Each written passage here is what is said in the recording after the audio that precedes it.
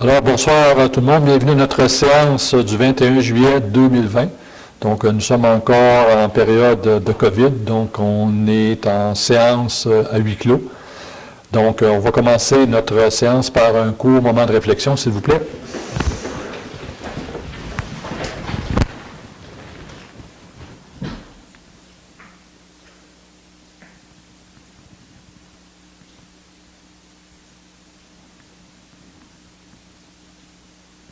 Merci.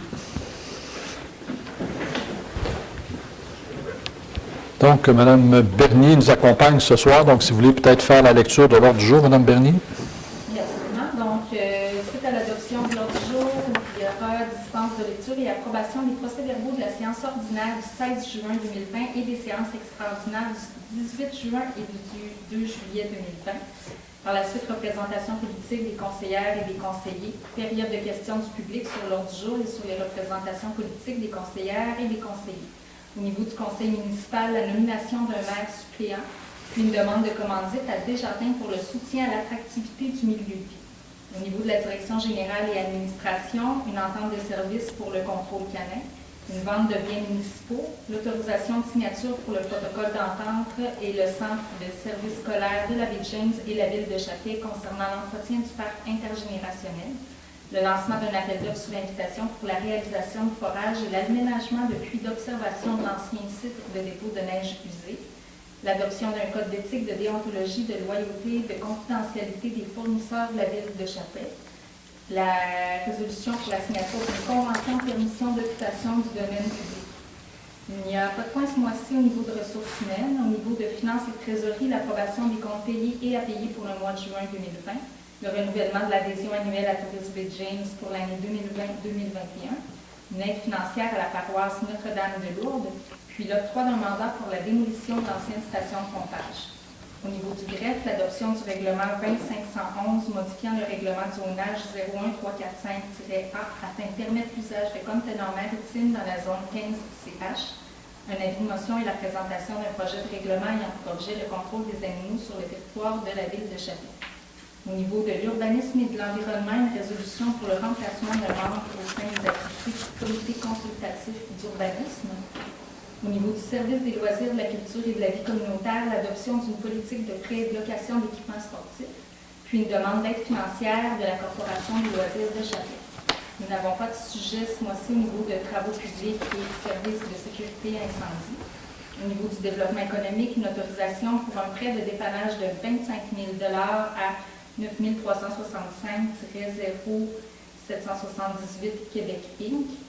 Le dépôt du rapport final pour le programme Fonds conjoncturel de développement, puis l'autorisation pour le premier versement de l'aide financière annuelle à la Corporation de développement économique de Chapet. Par la suite, période de variant, période de questions du public, questions et commentaires des conseillères et des conseillers, puis levée de la séance. Merci, Mme Bernier. J'aurais donc besoin d'un proposeur et de secondeur pour adopter notre ordre du jour. M. Jacques Fortin propose, secondé par M. Daniel Fogg. Alors, au point 5, maintenant, dispense de lecture et approbation des procès-verbaux de la séance ordinaire du 16 juin et des séances extraordinaires du 18 juin et du 2 juillet. Alors, nous avons tenu 3 séances. Donc, la régulière, comme on le mentionnait en juin, et 2 extraordinaires. Donc, les membres du Conseil ont pris connaissance des dits procès-verbaux. Donc, il y a donc lieu maintenant d'adopter ces procès-verbaux. J'aurais donc besoin d'un proposeur et d'un secondeur. M. Guy Lafrenière propose, secondé par Mme Roxane Tremblay. Mes autres collègues, ça vous va également.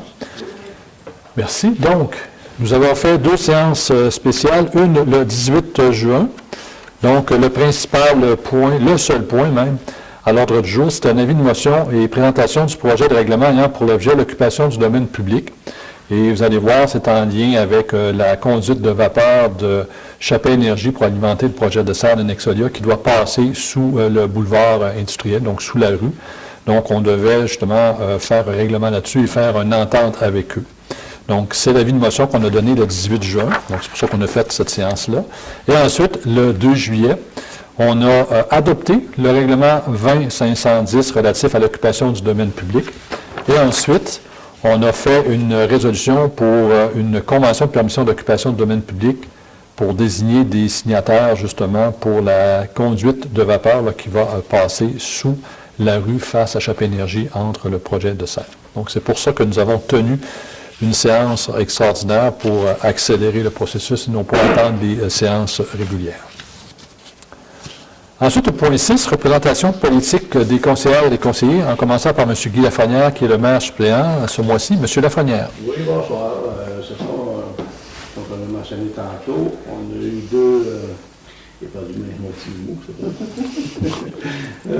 deux séances extraordinaires, le 18 juin et le 2 juillet, puis on a eu 4 pléniers, le 2, le 6, le 15 et le 20 juillet. 2. Merci, M. Lafrenière. Mme Larouche. Bonsoir. 5 pléniers, 2 spéciales, une rencontre avec le comité CCI et une rencontre avec le comité des espaces communautaires. Merci, Mme Larouche. M. Fortin. Alors, c'est la même chose que mes confrères, puis une séance spéciale avec le comité communautaire. Merci. Merci, M. Fortin. M. Fogg. Même chose que mes confrères, plus 2 rencontres à RBJ. C'est tout. Parfait. Merci, M. Fogg. Mme Tremblay. Oui, bonsoir. Alors, Non, Mme Lucie Tremblay, pardon. moi, j'ai eu deux spéciales, le 18 juin puis le 2 juillet. Puis après ça, j'ai eu un appel téléphonique avec l'OMH par téléphone, puis une rencontre. Parfait. Merci. C'est complet, Mme Tremblay? Merci. Maintenant, l'autre, Mme Tremblay. oui, bonsoir. Alors, séance extraordinaire, plénier, séance extraordinaire le 18 juin et le 2 juillet. Et les pléniers réguliers le 6 juillet, 15 juillet et 20 juillet. CA et Assemblée générale annuelle de la SEDEC le 17 juin. Puis CA de transport adapté le 18 juin. Je nie mes pléniers. Oui, on avait compris. Ça complétait, Mme Tremblay? Merci. Alors, de mon côté, là, évidemment, les séances avec extraordinaires et les pléniers avec mes confrères et consoeurs. L'AGA, évidemment, l'Assemblée générale annuelle de la Corporation de développement économique de Chapelle le 17 juin. Plusieurs rencontres de l'administration régionale Bay James. Donc, on a eu des rencontres à peu près à tous les 2 jours, des séances de travail. Ensuite, le 23 juin, une rencontre du comité forêt de l'Union des municipalités du Québec, où nous avons rencontré la Société de protection des forêts contre les insectes et les maladies, qu'on appelle la SOPFIN.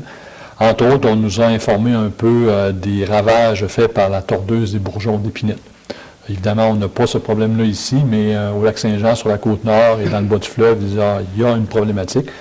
Donc, c'était quand même intéressant parce qu'on espère que ça ne montera pas jusqu'ici, mais il y a quand même des moyens à faire. Donc, on a été informés là-dessus. Le 29 juin, j'ai rencontré M. Patrick Godin, l'ex-président de Stornoway, qui a pris sa retraite, je dirais, de Stornoway, donc qui faisait le tour de ses partenaires régionaux. Ensuite, mes collègues ne l'ont pas mentionné, mais le 30 juin ainsi que le 2 juillet, nous avons pris des photographies pour l'inauguration du parc intergénérationnel Nexolia avec différents partenaires. Donc, le 30 juin, j'ai eu le plaisir de prendre des photos avec nos 2 partenaires or, soit Mme Vicky Lavoie, présidente de Nexolia, et M. Benoît Barrette, président de Barrette-Chappet. Et le 2 juillet, avec des partenaires argent, donc soit les gens de Desjardins avec Mme Annie Godreau, qui est la directrice générale, ainsi que M. Nicolas Paillard, qui est un membre du conseil d'administration. Et ensuite, l'autre partenaire argent, c'est-à-dire M. Gaétan et David Ménard de Ménéfice. Donc, on les remercie pour leur contribution. On a eu de la publicité là, qui est passée dans la Sentinelle, qui devrait passer dans le Jamésien, Mme Bernier, au mois de... Vers la mi-septembre. Évidemment, en raison du COVID, on n'a pas pu faire une petite fête comme on voulait avec l'école, tout ça, mais on a décidé de faire une série de photographies, de mettre ça dans une page de l'hebdo régional là, pour montrer que l'inauguration était faite. Parce que si on attend la fin de la COVID, ça peut aller en l'an prochain. Ensuite, il y a eu quand même quelques rencontres en juin avec le CR3S pour la situation liée au COVID-19.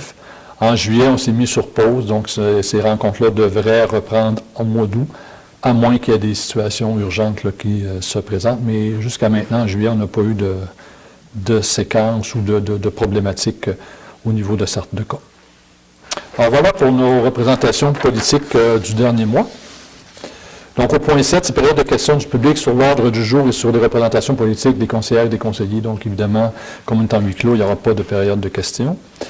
Au point 8, maintenant, au niveau du conseil municipal, donc en 8.1, une résolution pour la nomination de maire suppléant. Donc après 3 mois, il faut changer de maire suppléant. Donc M. Lafrenière était maire suppléant jusqu'à la fin juillet. Donc il y a donc lieu de nommer Mme Lucie Tremblay pour le mois d'août, septembre et octobre.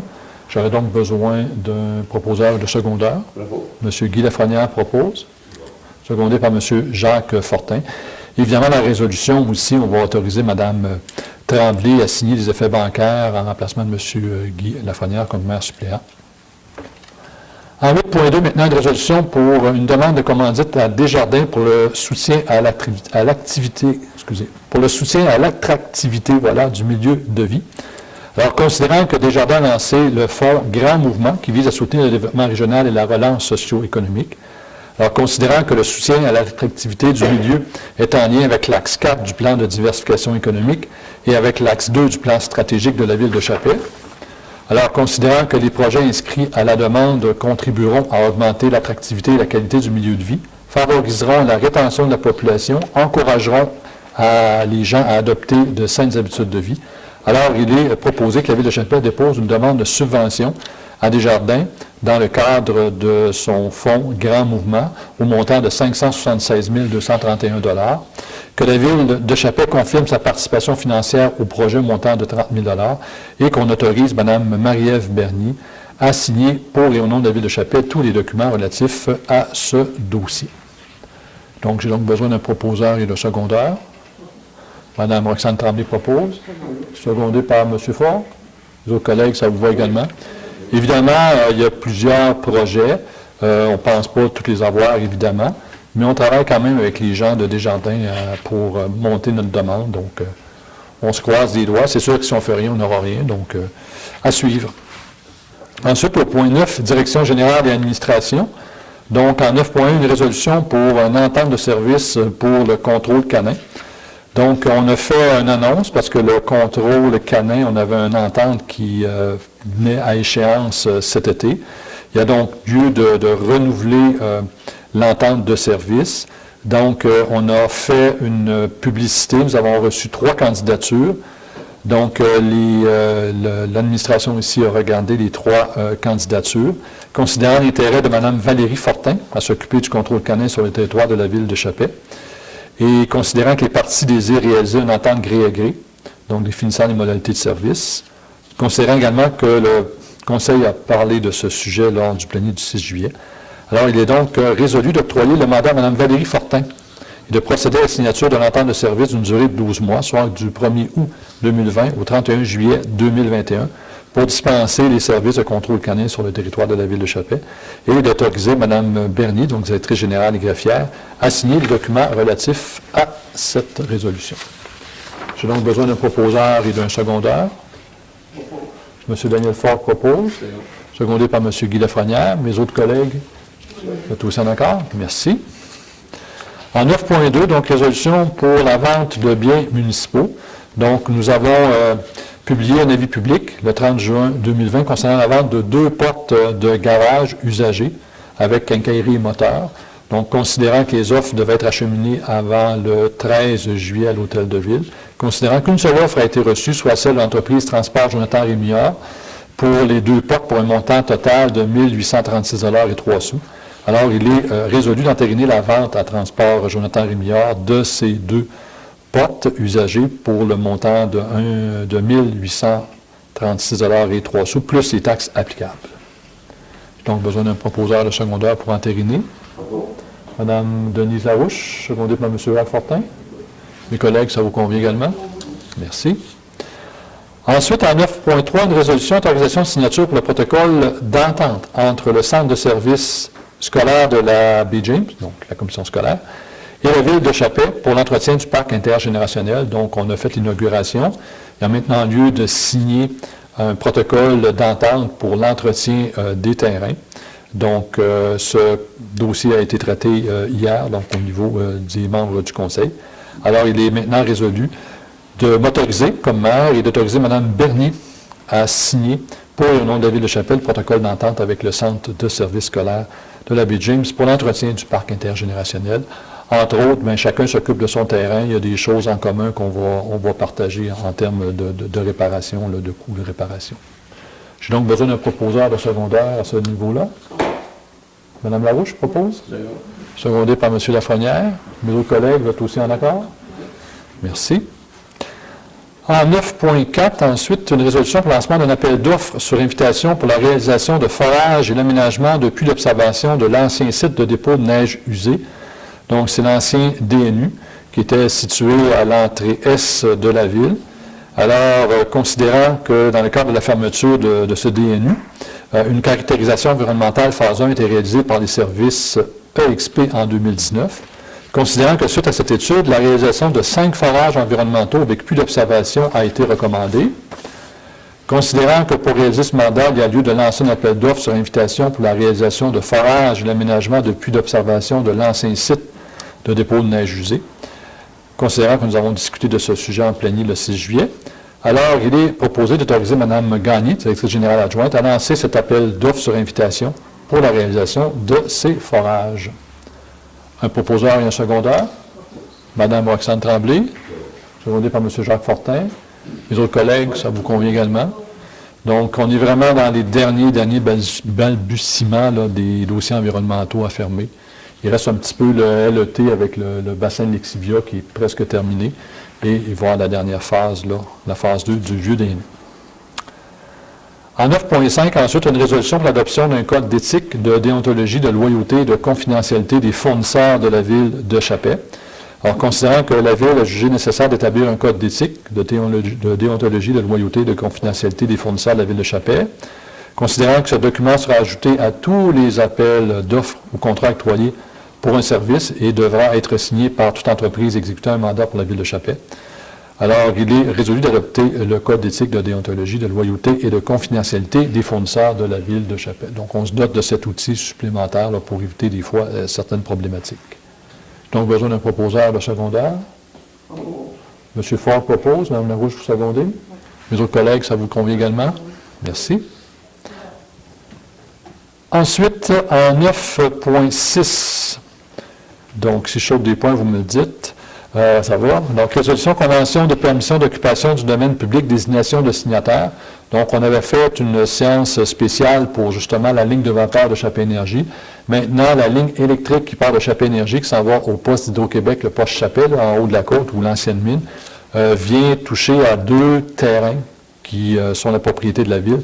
Donc, il y a lieu justement de signer un document avec eux pour leur permettre d'occuper ce domaine public-là. Donc, ça s'est toujours fait depuis que l'usine de cogénération est là, mais ça n'avait jamais été signé. Donc, on a décidé de faire entente avec eux là-dessus. Donc, c'est de me désigner, moi, comme maire, et ainsi que Mme Gagné, comme directrice générale adjointe, à signer la convention de permission d'occupation du domaine public entre la ville de Chapais et Chapais Énergie. Donc, un proposeur et un secondaire pour nous autoriser. Mme Roxane Tremblay, ça vous va, secondé par M. Guy Lafrenière. Les autres collègues, ça vous convient également? Merci. Point 10, ressources humaines, aucun point ce soir. Point 11, finances et trésorerie. Donc, en 11.1, une résolution pour l'approbation des comptes payés et à payer pour le mois de juin 2020. Alors, il est proposé que la liste des comptes payés du Fonds d'administration concernant les transactions du mois de juin 2020 s'élevant à 395 086,99 sous, ainsi que la liste des comptes à payer concernant la même période et s'élevant à 250 766,92 sous, soit acceptée telle que déposée, et que le conseil municipal autorise le paiement des comptes apparaissant dans cette liste. Donc, c'est une liste qu'on a regardée hier, on a posé des questions et ils ont été répondus à notre satisfaction. Il reste quelques petits points de précision, là, mais rien de vraiment majeur. J'ai donc besoin d'un proposeur de secondaire. M. Guy Lafrenière, secondé par Mme Lucie Tremblay. Les autres collègues, vous êtes tous en accord? Merci. Ensuite, à 11.2, une résolution renouvellement de l'adhésion annuelle à Tourisme Baie James pour l'année 2020-2021. Donc, comme on le fait à chaque année, on est membre de Tourisme Baie James. Il y a donc lieu de renouveler notre adhésion. Par contre, comme c'est en cas de COVID, il y a une réduction, je vous dirais, de 25 %. Donc, c'est 149 $ par municipalité, plus ensuite 64 sous par habitant. La population était de 1609 pour l'année de référence. Donc, il y a donc lieu d'autoriser l'adhésion de la Ville de Chapelle, ou de renouveler plutôt notre adhésion à Tourisme Bay James pour un montant de 1178,76 sous, taxes en su. J'ai donc besoin d'un proposeur de secondaire. Madame Lucie Tremblay propose. Monsieur Fort, ça vous va? Mes autres collègues, vous êtes tous en accord? Parfait, merci. Ensuite, à 11.3, donc une résolution demande d'aide financière provenant de la paroisse Notre-Dame de Lourdes. Donc, comme à chaque année, ils nous font une demande pour avoir une aide financière pour la tonte de pelouse, notamment au niveau de la courbe face au cimetière et d'autres terrains qu'ils ont. Donc, c'est une demande de 250 $. Donc, on en a déjà discuté et il est résolu que la Ville accorde cette aide financière de 250 $ à la paroisse pour l'entretien et la tonte des terrains gazonnés. Donc, besoin d'un proposeur et de secondaire. M. Guy Lafrenière propose, secondé par Mme Denise Larouche. Mes autres collègues, ça vous convient aussi? Merci. Ensuite, à 11.4, donc une résolution pour l'octroi d'un mandat pour la démolition de l'ancienne station de pompage. Donc, dans le fond, c'est d'entériner le mandat de démolition. Donc, c'est l'ancienne pompasse qui est aussi vieille que la ville, donc qui est située au coin du boulevard Sprigneur ou l'ancien Curling, de l'autre côté de la station-service Petro-Canada. Donc, considérant que nous avons mandaté un entrepreneur pour réaliser les travaux de démolition, qui étaient les entreprises Marc Forgette, considérant que ce contrat se situe en deçà de 50 000 $ et que, par conséquent, la Ville peut conclure une entente de gré à gré en vertu des règles d'adjudication en vigueur, considérant la recommandation positive de Mme Mélanie Gagné, directrice générale adjointe. Alors, il est résolu d'entériner l'octroi du mandat de démolition de l'ancienne station de pompage, donc la pompasse, aux entreprises Marc Forgette pour un montant de 34 305 $, taxes incluses, et que les frais relatifs à la présente soient puisés à même le surplus accumulé. Donc, c'est quelque chose qu'on n'avait pas budgété, mais qu'on tenait justement à démolir compte tenu de l'état de vétusté du bâtiment. Un proposeur et un secondaire. M. Daniel Fort propose. Secondé par M. Jacques Fortin. Mes autres collègues, ça vous convient? Oui. Parfait. Au niveau de la greffe, au point 12, en 12.1, une résolution pour l'adoption du règlement 20-511 modifiant le règlement de zonage 013-45A afin de permettre l'usage de conteneurs maritimes dans la zone 15CH. Donc, on avait déjà donné un avis de motion le 20 mai dernier. Donc, le règlement mentionne entre autres qu'il est possible d'utiliser des conteneurs maritimes dans cette zone-là. Cette zone-là, c'est la zone du garage municipal, le nouveau garage municipal. Et pourquoi on fait ça? C'est que les pompiers veulent se construire un petit centre d'entraînement, donc avec des conteneurs pour faire certaines pratiques. Donc, on trouve ça intéressant que nos pompiers le fassent, donc, mais le règlement ne le permettait pas. Donc, on a modifié le règlement pour pouvoir utiliser des conteneurs dans cette zone-là. Donc, il y aurait donc lieu d'adopter le règlement. J'aurais besoin d'un proposeur et d'un secondaire. Mme Roxane Tremblay propose, secondée par Mme Denise Larouche. Messieurs et Mme Tremblay, vous êtes aussi en accord? Oui. Parfait. En 12.2, maintenant, un avis de motion et présentation du projet de règlement ayant pour objet le contrôle des animaux sur le territoire de la Ville de Chapelle, projet de règlement 17-477. Donc, c'est un règlement qui permet justement d'avoir certains types d'animaux, certains types de chiens chapelle qui existent déjà. On veut juste le modifier, entre autres, pour permettre l'utilisation, pas l'utilisation, mais de permettre d'avoir des poules. Donc, jusqu'à un maximum de 5 poules, parce qu'on sait qu'il y a quand même certains citoyens qui en ont.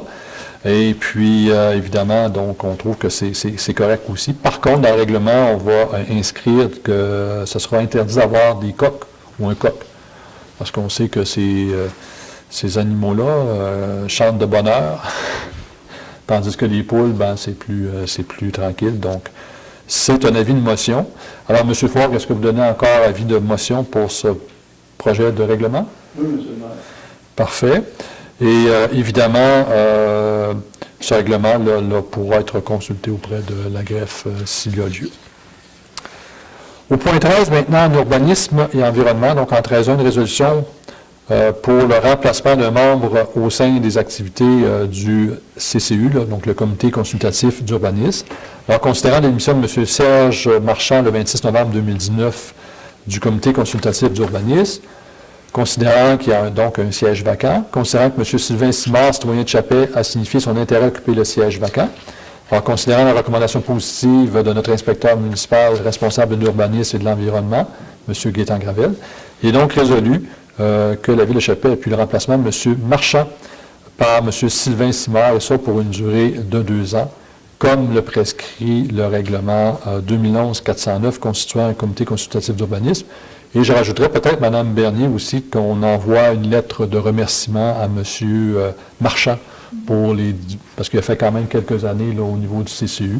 Et c'est un membre relativement actif, je pense, Mme Larouche. Je pense qu'il ne manquait pas beaucoup de réunions. Donc, ce serait bien qu'on rajoute une lettre de remerciement. J'aurais donc besoin d'un proposeur et de secondeur.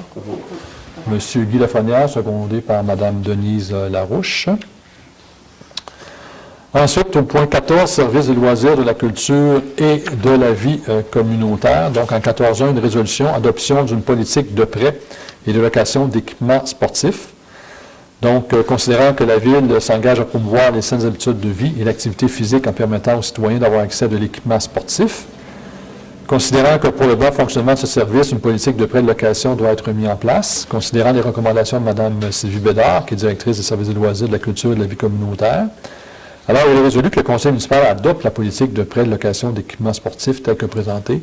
Et si vous allez au centre sportif, il y a quand même plusieurs équipements qui peuvent être loués, des fois passés, des fois loués dépendamment de ce que vous louez. Entre autres, là, tantôt on parlait ici autour de la table, il y a le petit mini-pot qui est là. Donc, si jamais vous désirez louer des bâtons, des balles, c'est possible de le faire. Entre autres choses. Donc, j'aurais besoin d'un proposeur ou d'un secondeur pour adopter cette politique. Monsieur Jacques Fortin, secondé par Mme Denise Larouche. Mes autres collègues, Oui. ça vous convient également? Merci. Ensuite, en 14.2, une résolution pour une demande d'aide financière de la Corporation des loisirs de Chapais. Donc, considérant que la Corporation des loisirs organise l'événement Fêtons Noël ensemble, qui aura lieu, entre guillemets, les 28 et 29 novembre 2020. C'est sûr qu'on est l'été, mais il faut quand même préparer la prochaine saison. Considérant que ce projet cadre avec les orientations de la politique culturelle de la Ville, considérant que nous avons discuté de ce sujet déjà en comité plénier, il est donc résolu que la Ville de Chapais confirme sa participation financière dans le cadre de l'événement Fêtons Noël ensemble pour un montant de 700 $, évidemment, conditionnement à la tenue de l'événement, compte tenu qu'on est dans un contexte de COVID, et que les frais relatifs, évidemment, soient puisés à même le budget d'opération. J'ai donc besoin d'un proposeur et d'un secondeur. Mme Roxane Tremblay, secondée par Mme Lucie Tremblay. Oui. Les autres collègues, ça vous convient aussi? Oui. Parfait, merci. Point 15, travaux publics, aucun sujet. Point 16, services de sécurité incendie, aucun sujet. Point 17, développement économique. Donc, Mme Bernier, qui est directrice générale, déclare son intérêt en lien avec le prochain point. Donc, elle se retire momentanément de la séance, tout comme elle l'a fait lors de nos discussions en comité plénier concernant ce sujet. Donc, le sujet, et puis c'est une résolution pour l'autorisation d'un prêt de dépannage de 25 000 $ à la compagnie 93 65 07 78 Québécois. Donc, considérant qu'en vertu de l'article de loi, la Ville peut accorder à l'ensemble des bénéficiaires par exercice financier jusqu'à 250 000 $, mais nous, on a toujours eu comme politique de faire des prêts sans intérêt pour certaines compagnies, des prêts sans intérêt de 36 mois. Donc, considérant que la compagnie numéro que je vais nommer tantôt a fait parvenir à la Ville de Chapais une demande de prêt sans intérêt d'un montant de 25 000 $ pour l'acquisition d'entreprises Physiotech. Alors, considérant que ce dossier a été traité lors du comité plénier du 2 juillet, considérant que l'entreprise Physiotech, c'est quand même important au niveau de la Ville de Chapais, là, parce que c'est des emplois différents du domaine, par exemple, des ressources naturelles. Il est donc proposé et résolu d'entériner le versement à la compagnie numéro que je vous ai nommé tout à l'heure d'un prêt sans intérêt de 25 000 $, remboursable en 24 versements mensuels et payable à compter du 6e mois suivant la signature du protocole d'entente. Donc, c'est un prêt sans intérêt de 36 mois, mais le remboursement du capital se fait à partir du 6e mois, là, une fois que le 6e mois est écoulé. Et que le conseil municipal autorise la directrice générale adjointe, donc Mme Mélanie Gagné, à signer pour et au nom de la Ville de Chapais les documents relatifs à cette résolution. J'ai donc besoin d'un proposeur et d'un secondeur. Alors, M. Jacques Fortin, secondé par Mme, c'est Mme Lucie Tremblay? Alors, mes autres collègues, ça vous convient? Merci. Donc, Mme Bernier, vous pouvez réintégrer la séance. Au point ensuite 17.2, donc une résolution pour le dépôt du rapport final au niveau du Fonds conjoncturel de développement. Donc, considérant que la Ville a reçu une aide financière dans le cadre du programme Fonds conjoncturel de développement géré par le ministère des Affaires municipales et de l'Habitation, considérant que cette aide financière a servi à embaucher une ressource à temps plein afin de mettre en œuvre le plan de diversification 2017-2020 et le plan stratégique 2020-2023, il doit y avoir une coquille 2013-2023. Il a réalisé 2 projets prioritaires, soit des interventions visant la revitalisation urbaine et une démarche de marketing territorial visant l'attraction de nouveaux arrivants.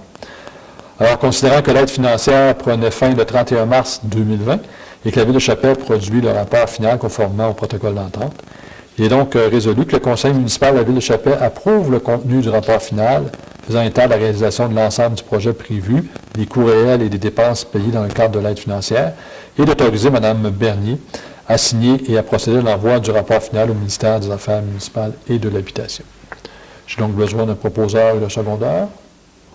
Mme Denise Larouche propose, secondée par Mme Roxane Tremblay. Les autres collègues, ça vous convient également? Oui. Merci. 17.3 maintenant, une résolution pour l'autorisation pour le premier versement de l'aide financière annuelle à la Corporation de développement économique de Chapelle. Donc, la CEDEC, qu'on appelle, c'est un organisme à but lucratif, mandataire de la Ville de Chapelle, qui a pour mission de promouvoir le développement socio-économique de Chapelle afin de procurer un milieu de vie agréable et prospère à ses citoyens. Dans notre dernier budget, nous avons attribué un montant pour les activités de la CEDEC.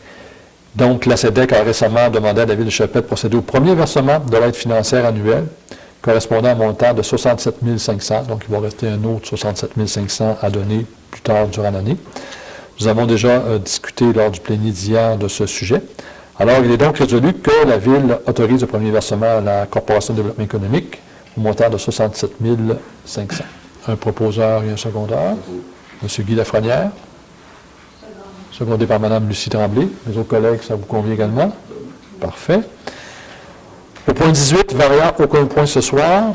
Période de questions maintenant au point 19 du public. Donc, on a eu une question de M. Peter Armitage nous demandant si la séance de ce soir serait ouverte ou encore à huis clos. Elle sera également, évidemment, elle est à huis clos. Pour celle du mois d'août, on devrait aussi être en huis clos, compte tenu de l'augmentation du nombre de cas. Donc, on révisera notre position là, au mois d'août pour savoir si on va ouvrir ou non en septembre. Donc, c'était la question de M. Armitage à ce sujet. Donc, j'invite les gens là, qui nous écoutent, si vous avez des questions via les Facebook, via courriel ou encore directement à l'Hôtel de Ville, sur nos boîtes vocales, vous laissez votre message, votre question, ça va nous faire plaisir d'y répondre. On sera donc rendu au point 20, questions, commentaires des conseillers et des conseillères, en commençant par M. Lafrenière qui est pro-maire. M. Lafrenière. Oui, on va revenir sur un petit point concernant le débarcadère du lac Copemisca. C'est sûr que ça ne concerne pas vraiment la population aux alentours, mais tout d'un coup que ça vous tenterait. C'est pour vous indiquer que le débarcadère que la ville, l'emplacement du débarcadère au lac Copemisca que la ville loue à la Grébérie. C'est-à-dire on loue au ministère. Au ministère, pardon. Il est strictement interdit de se stationner pour faire du camping sur ce site-là. Il y a un camping à côté qui sont capables de vous desservir en tout temps. Fait que si elle venait le cas que ça vous tenterait d'essayer quelque chose, il sera strictement défendu de stationner là pour faire du camping. Le remorquage sera à vos frais et possiblement une amende aussi. On est en train de sortir de la réglementation, mais c'est pour vous en aviser. Ceci était mon message. Merci et bon mois de juillet. Merci, M. Lafrenière. Vous faites bien de le mentionner parce qu'à un moment donné, il y a un terrain de camping. Il y a des bénévoles qui travaillent fort, c'est un OSBL. Et l'endroit du lot où était le Festival du Doré, bien évidemment, ça sert de stationnement pour les gens qui vont à la pêche, mais ce n'est pas un terrain de camping. Donc, on vous demande de le mentionner à ceux que vous verrez là, qui ne sont pas de la région. Merci, M. Lafrenière. Mme Larouche. D'accord. Moi, je vous invite à être très prudent, puis de suivre les consignes COVID, puis un bon mois de juillet à vous. Merci, Mme Larouche. M. Fortin. Alors, bonsoir. Moi, j'aimerais vous sensibiliser à ce qui concerne les feux. Alors, je vous invite à regarder le site de la SODFEU afin de regarder les autorisations. Puis, si vous êtes autorisé à faire un feu, bien, je vous invite à mettre un grillage afin d'éviter les tisons à revoler un peu plus loin. On sait qu'un tison, la forêt n'est pas gelée, alors on devrait garder notre ville intacte. En même temps, j'aimerais aussi vous sensibiliser à ce qui concerne les feux d'artifice. Alors, vous savez que c'est interdit de faire éclater les feux d'artifice sans l'autorisation de la ville. Alors, je vous invite, si jamais il y a quelque chose, vous demandez la permission, communiquez avec la ville. Puis ils vont vous dire si c'est permis ou pas. Merci. Merci, M. Fortin. M. Ford. Bonsoir.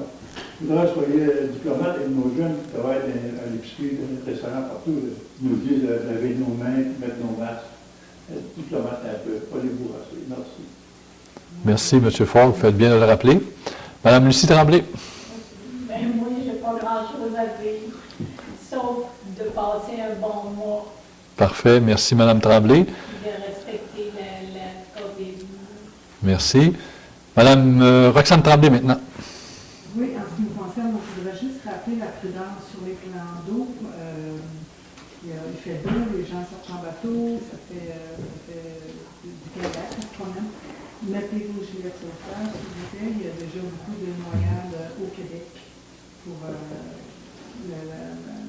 la date. À date, comparativement à l'année dernière, il y a déjà beaucoup de noyades. Alors, soyez prudents dans vos sorties sur les plans d'eau. Merci.